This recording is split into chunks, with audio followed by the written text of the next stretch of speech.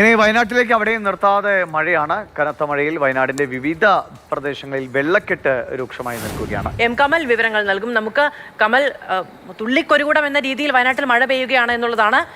എല്ലാ തരത്തിലുള്ള മുന്നറിയിപ്പുകളും ജാഗ്രതയും നടപടികളും മുൻകരുതലുകളും എല്ലാം സ്വീകരിച്ചിട്ടുണ്ട് എന്നുള്ളതാണ് നമുക്ക് ലഭിക്കുന്ന വിവരവും. വയനാട്ടിലെ സാഹചര്യം എന്താണ്? അത്ര കനത്ത മഴയാണോ?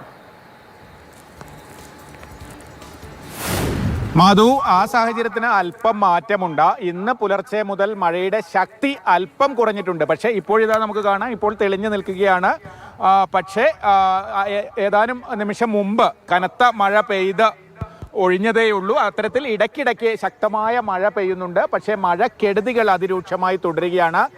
ഞാനിപ്പോൾ നിൽക്കുന്ന വെണ്ണിയോടൊക്കെ താഴ്ന്ന പ്രദേശങ്ങൾ വെള്ളത്തിനടിയിലാണ്. ജനവാസ മേഖലകളിലൊന്നും വെള്ളം കയറിയിട്ടില്ല. ഇത് പുഴയോരത്തെ പാടങ്ങളൊക്കെയാണ് ഇത്തരത്തിൽ വെള്ളം കയറി കിടക്കുന്നത്. പക്ഷേ പലയിടത്തും റോഡുകൾക്കൊക്കെ നാശനഷ്ടമുണ്ടായിട്ടുണ്ട്, കൽവേട്ടുകൾ തകർന്നിട്ടുണ്ട്. അത്തരത്തിൽ ആളുകൾക്ക് ബുദ്ധിമുട്ടുണ്ടാകുന്ന രീതിയിൽ കഴിഞ്ഞ ദിവസങ്ങളിലെ മഴയെ തുടർന്നുള്ള മഴക്കെടുതികൾ തുടരുകയാണ്. മറ്റൊന്ന് ഇലക്ട്രിസിറ്റിയാണ്. വൈദ്യുതി ബന്ധം ജില്ലയിൽ ആകെ താറുമാറായ അവസ്ഥയിലാണ്. പലയിടത്തും 3-4 ദിവസമായി കറണ്ടില്ലാത്ത സ്ഥിതിയുണ്ട്.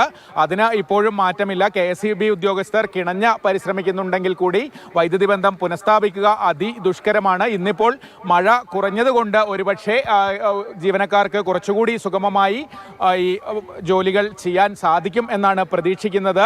അത്രയും വലിയ നാശനഷ്ടമാണ് വൈദ്യുതി തൂണുകൾക്കും ലൈനുകൾക്കും ഒക്കെ ഉണ്ടായത്. പലയിടത്തും മരങ്ങൾ പൊട്ടി വീണ ലൈനുകൾ തകരുന്ന സ്ഥിതി ഉണ്ടായിട്ടുണ്ട്. അത്തരത്തിൽ KSEB ജീവനക്കാരാണ് ഇപ്പോൾ ഏറ്റവും കൂടുതൽ ഒരു പ്രതിസന്ധി നേരിടുന്നത്. കാരണം ജനങ്ങൾ വൈദ്യുതി ഇല്ലാതെ വലിയ പരാതികളുമായി രംഗത്ത് വരികയാണ്. അത് പുനഃസ്ഥാപിക്കാനുള്ള നടപടികൾ അതീവ ദുഷ്കരവുമാണ്. ശരി, കമലാണ് വിവരങ്ങൾ നൽകിയത്. വെണ്ണിയോട് അടക്കമുള്ള മേഖലകളിൽ താഴ്ന്ന പ്രദേശങ്ങൾ വെള്ളത്തിനടിയിലാണ് എന്നുള്ളതാണ് വയനാടിൻ്റെ ഒരു പൊതു സാഹചര്യം.